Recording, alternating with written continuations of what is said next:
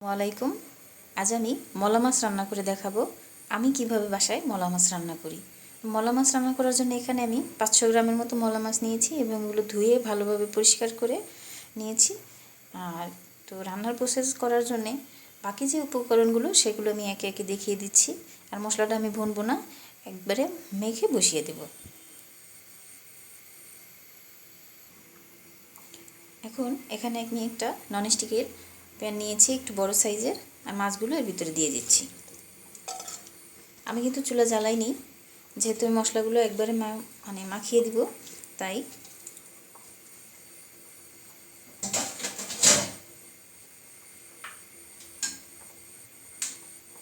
দিয়ে দিচ্ছি পেঁয়াজ। এখানে আমি 1 কাপের মতো পেঁয়াজ দিচ্ছি। মলা মাছে একটু পেঁয়াজ বেশি দেওয়া হয়, আমিও একটু বেশি দিই। দিয়ে দিচ্ছি টমেটো, এখানে 2টো টমেটো নিয়েছি আমি এবং একটু লম্বা করে কেটে নিয়েছি।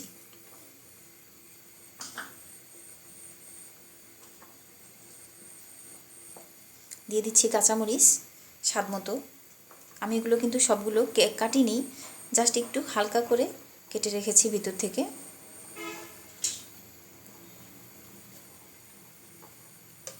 দিয়ে দিচ্ছি একটু গুঁড়ামরিচ,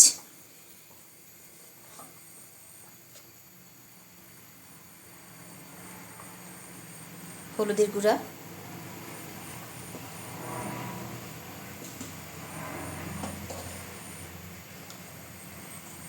জিরা বাটা আধা চা চামচ,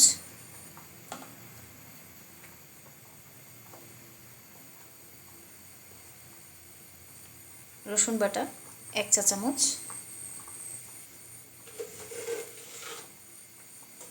লবণটা আসলে স্বাদ মতো, আমি আমার অনুমান করে দিয়ে দিচ্ছি, কারণ যা দিই তার বেশি আর দরকার হবে না। আপনারা আপনাদের মতো করে দিয়ে দেবেন। অনেকে আছে যারা ভাতে লবণ খায় না, তরকারিতে একটু বেশি করে লবণ দিয়ে নেয়। এভাবে করে এখন একটু মেখে নিচ্ছি।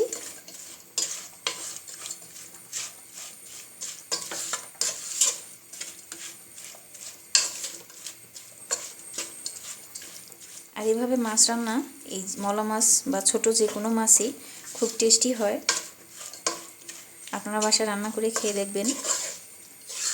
আমি আমার মতো করে নিয়েছি মাছ, আপনারা কম বেশি বাড়িয়ে নিতে পারেন। এখন দিয়ে দিচ্ছি তেল। আর হাতে মাখা যে মাছ যে কোনো ধরনের রান্নায় তেল একটু কম লাগে, তাই এখানে আমি তেলটা পরিমাণ মতোই দিয়েছি এবং এগুলো আমি সব ডেসক্রিপশন বক্সে লিখে দেব।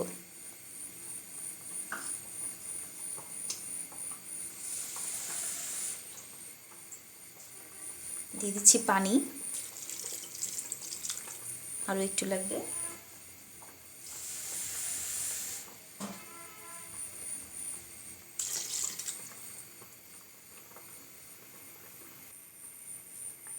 এবার একটু নাড়াচাড়া করে দিলাম ভালোভাবে, আর নাড়ার দরকার নেই, কারণ বেশি চুলা জাল দেওয়া হয়ে গেলে মাছ বেশি নাড়া যাবে না, নাড়লে কিন্তু মাছ ভেঙে যাবে। এবার আমি চুলাটা জ্বালিয়ে দিচ্ছি এবং মিডিয়াম আছে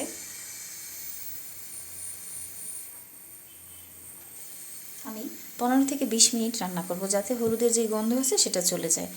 অনেক সময় আছে যে হলুদের গন্ধ খুব কম হয় অনেক হলুদে, সেজন্য একটু কম জাল দিলেও হয়। আমি একটু বেশিই দিব, কারণ আমার হলুদটাতে একটু গন্ধ বেশি, আর এটা রাঁধুনির হলুদ, কালার বেশি হয়, তাই হালকা দিয়েছি। রান্নার পরে পুরোটা হয়ে যাবে। তো সাথেই থাকুন, ফিরে আসছি 15 থেকে 20 মিনিট পরে। আর আমার রেসিপিটি যদি ভালো লাগে সবার সাথে শেয়ার করবেন, লাইক এবং সাবস্ক্রাইব করতে ভুলবেন না। সাথেই থাকুন, ফিরে আসছি 15 মিনিট পরে। এবং মাঝে মাঝে এভাবে কিন্তু একটু নেড়ে দিতে হবে, না হলে কিন্তু যে অনেক সময় দেখা যায় যে আমরা রেখে অন্য কোথাও চলে যাচ্ছি, মাছটা কিন্তু লেগে যেতে পারে, খেয়াল রাখতে হবে।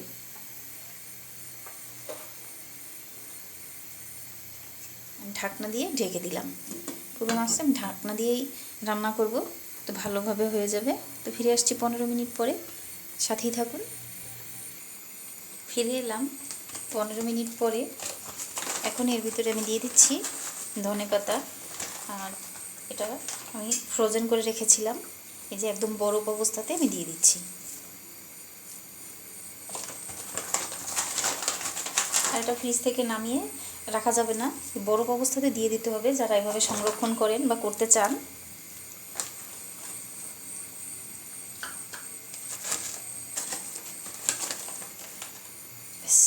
হয়ে গেছে।